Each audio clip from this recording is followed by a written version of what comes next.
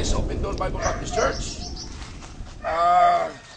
Amo ni makita namon sining barangay hasta subong ilan na ka mga saad nga ilang brahon bisan pag-ariya sa duta kag pagtapan sini nga makaagi man ang mga estudyante sa Ambassador Computer and Technical School.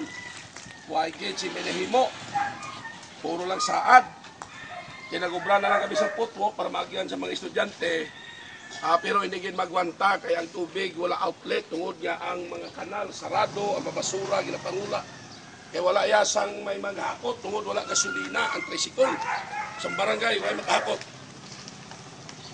So nagkasubo kami nga kutani bilang barangay opisyal ang handom kag tinutuyo amo ang kalipay sa mga pumuluyo sa ilang nasakupan. Pero sa madugay panahon daw ka pangayo kami sini bulig nga dapat aryahan pero why gid hasta subong. So kami na lang nagamatumato kaninlo.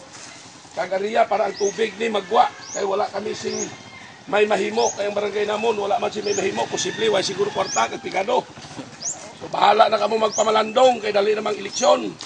Kamusaad naman sila amo nagyapon nila hinimuan. Kag pangamuyuan tani mga tawo magliliwat ang kasing-kasing. Nga ang ilahandom kag tinutuyo nga among kalipay sang banwa sa ilang mga nasakupan hindi ang ilang kaugalingon lang ilaw naon kundi may ara sila handom nga mahimuon sila barangay nga may matahom kaangay sa ibang mga barangay. Nga nakita ko matahom katama kay galibot kay kasulwining kami mo. So amo lang ning barangay namon.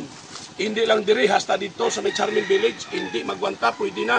Kung pwede lang makalabay ang roro, pagyon ta na lang kag paskrap. Yan tubig hindi magwanta. So pamuyan tali kabay pa nga paagi sini magliwat ilaw na huna kag matagan ni aksyon. Salamat. Pastor Ruiz Luwak.